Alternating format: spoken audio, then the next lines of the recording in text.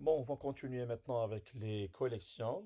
Donc, en s'arrêtant sur l'interface set, ou ce qu'on appelle les ensembles. Donc, les sets ou les ensembles sont des collections qui contiennent aucun doublon, comme on a dit tout à l'heure.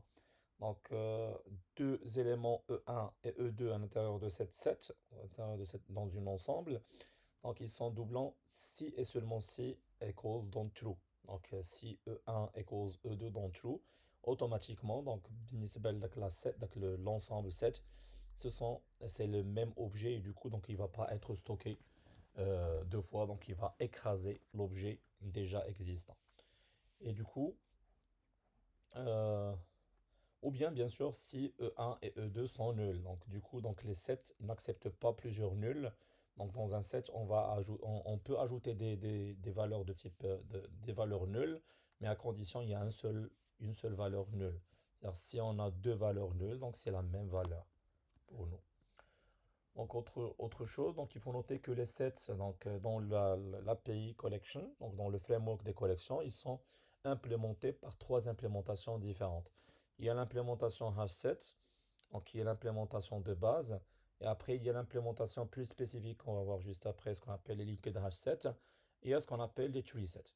On va voir par la suite que ces trois implémentations, ça correspond à la même chose quand on va voir les collections de type map. C'est-à-dire on va voir ce qu'on appelle les hash maps, les linked hash maps et les tree maps. Donc c'est le même principe avec un tout petit changement, on va le voir par la suite. C'est-à-dire si vous allez comprendre les sets, vous pouvez comprendre automatiquement les maps. Donc un hash set, donc on va voir que ça utilise le principe du hasha, c'est là où vient le mot-clé hash. Donc, du coup, donc, il va utiliser la méthode hashcode et equals. Donc, equals pour contrôler l'unicité des éléments et le code de hashage pour pouvoir les placer dans un endroit donné. C'est-à-dire, on peut voir aussi le hashcode comme étant un contrôle d'unicité des éléments. On verra juste après dans un exemple plus concret. Donc, les hashsets utilisent les hashcodes et equals donc, qui rend plus rapide l'ajout, la suppression et la recherche des éléments à l'intérieur de ces collections-là. Mais il faut noter que les sets, les ensembles, que ce soit les sets ou bien les maps, quand- qu- les objets qu'on va ajouter dans ces sets-là, donc il n'y a pas un ordre d'insertion. Donc, c'est-à-dire quand on va ajouter un élément, donc il n'est pas ajouté comme dans les listes. Donc il n'y a pas un indice. C'est-à-dire on ne va pas ajouter l'élément O à l'endroit 0, puis A à l'endroit 1. Donc automatiquement, quand on va afficher les éléments, on va afficher O puis A. Donc il n'y a pas un ordre d'insertion à garantir quand on va ajouter bien sûr les éléments dans une set. Et du coup, donc il faut juste noter que les hash sets ils utilisent le code de hashage pour contrôler l'unicité de ces éléments, c'est-à-dire où on va ajouter de l'élément. Donc c'est-à-dire deux éléments qui ont le même code de hashage, automatiquement ils sont par exemple destinés à être c'est-à-dire le même objet. Ils sont destinés à être واحد écraser l'autre. Mais c'est pas toujours le cas. Parfois, ils ont le même code de hachage, mais c'est pas le même objet. Et du coup, donc on dit que ça, c'est une collision. Donc, le moment où on a une collision, ce qu'on va voir, c'est que on va passer à la fonction equals. Et du coup, donc si equals donne par exemple true, c'est-à-dire c'est le même objet, dans ce cas-là, on écrase l'objet. Du coup, donc on a un seul objet non répété dans l'ensemble. Sinon, si equals donne false, c'est un autre objet, c'est un objet qui est différent. Et du coup, on va l'ajouter dans le même, on dit que dans le même compartiment, ce qu'on appelle bucket, mais c'est un objet qui va bien sûr suivre l'objet courant, donc qui existe déjà dans le même bucket. C'est comme si on va l'ajouter dans une linked list dans chaque case. Donc si on veut comprendre les choses d'une manière plus concrète, donc vous pouvez voir un set ou un ensemble comme étant le box où vous allez ajouter les éléments, mais ils ne sont pas ajoutés automatiquement de la manière c'est ordonné. C'est-à-dire on ne va pas ajouter par exemple une balle puis un cube, donc automatiquement balle c'est avant cube. C'est pas toujours le cas. Donc, comment ils sont insérés? On a dit que une fois vous allez créer un set, un ensemble de type H7 par exemple, derrière les coulisses, ce que vous allez voir, c'est que vous allez créer 16 buckets, donc 16 compartiments qui est créé dans la RAM. Donc, on va allouer 16 buckets et chaque bucket, il peut contenir plusieurs objets. C'est pas automatique un seul objet dans le bucket. Donc, on peut ajouter dans le même bucket plusieurs objets. Donc, comment ils sont ajoutés? Donc, imaginez qu'à chaque fois qu'on va ajouter un objet, donc, donc le principe est simple. Chaque objet, on calcule pour chaque objet le code de hashage en appelant le fonction hashcode. Ça va donner un numéro. Donc, avec le nombre, on peut le restreindre dans le nombre de compartiments qu'on a. Donc, puisqu'on a 16 compartiments, on peut faire modulo 16, ça va donner un chiffre. Et ce chiffre, ça va donner par exemple le compartiment où on va ajouter l'objet. C'est pour ça que même si on a ajouté la balle, qui est le premier objet à ajouter dans l'ensemble, c'est pas automatiquement, ça va pas être automatiquement stocké dans la première case. Donc ici, on voit clairement que ça va être stocké dans la septième case. C'est-à-dire si on a plusieurs objets autres, donc ils vont être insérés dans la même ensemble, donc on peut avoir des objets qui vont être insérés après la balle, mais qui peuvent être par exemple insérés dans la case numéro 0. Et du coup, quand on va afficher les éléments, quand on va parcourir l'ensemble pour afficher les éléments, peut-être que les éléments qui sont ajoutés après, bien sûr, là-bas, donc ils vont être affichés avant, donc puisqu'ils occupent le compartiment numéro 0 par exemple.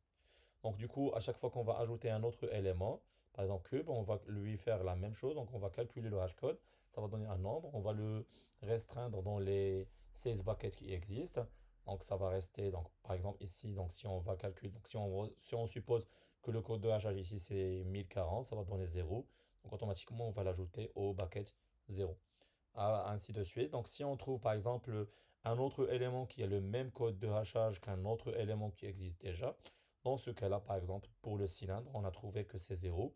Et 0, c'est un compartiment qui contient déjà un élément.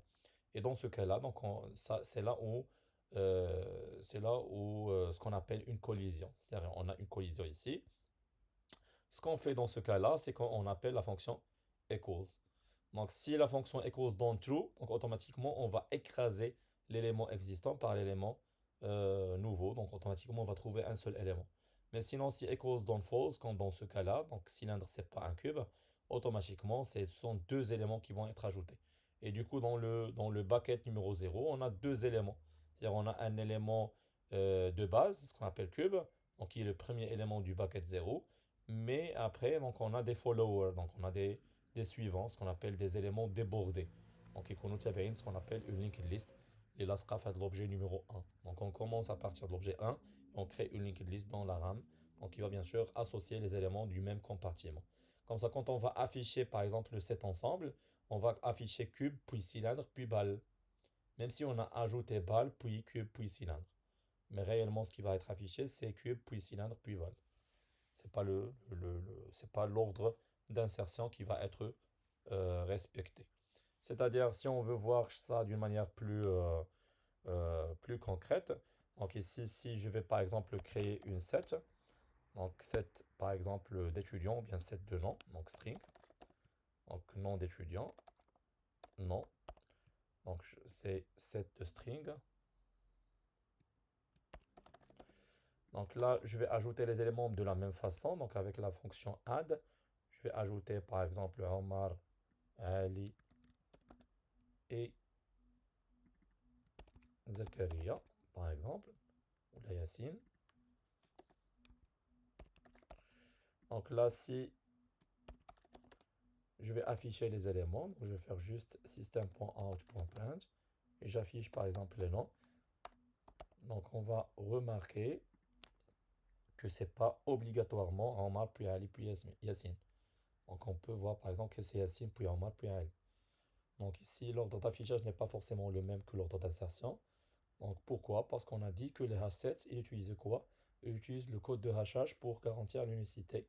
Et du coup, donc le code de hachage, ça va bien sûr bouleverser l'ordre d'insertion des éléments. C'est-à-dire quand on va insérer Omar, donc ça va être inséré par exemple, Yassine, ça va être inséré au début, puis Omar, puis Ali. Donc si on veut garder l'ordre d'insertion, on peut penser à utiliser une autre implémentation de l'interface set, ce qu'on appelle linked hash set. Et les linked hash set, donc ce sont des sets qui utilisent en plus de l'objet, donc il ajoute deux informations de plus, à savoir une information before et after. Donc c'est-à-dire à chaque fois qu'on va ajouter un élément, Donc on va ajouter les deux informations qui est, qui est avant cet élément, qui est après cet élément. Et du coup, donc, dans ce cas-là, donc, on va garder garder l'ordre d'insertion. C'est-à-dire, si j'utilise ici un linked hash7, linked hash7,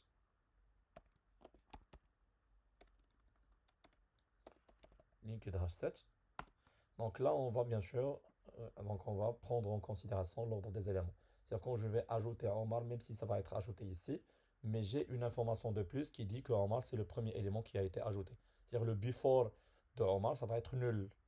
Le after de Omar, ça va être Ali. Donc même si Ali, il est là. Le before de Ali, c'est Omar. Le after de Ali, c'est Yassine.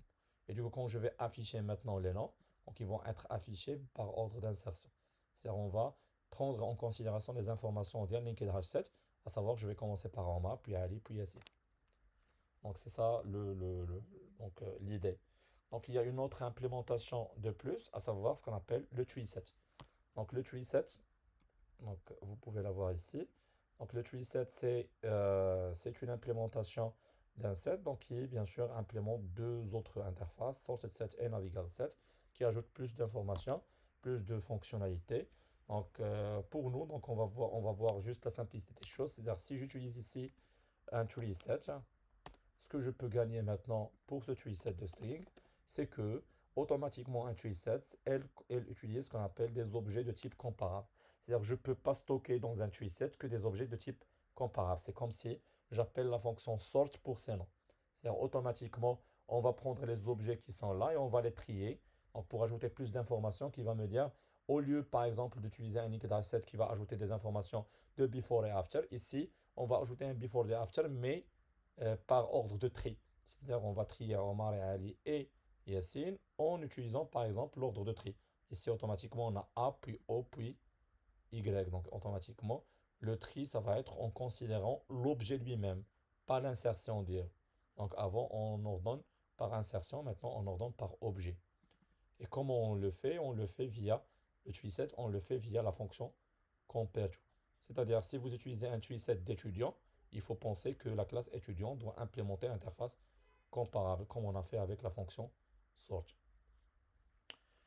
Donc, je vais m'arrêter là et je vais bien sûr faire une autre vidéo pour les maps.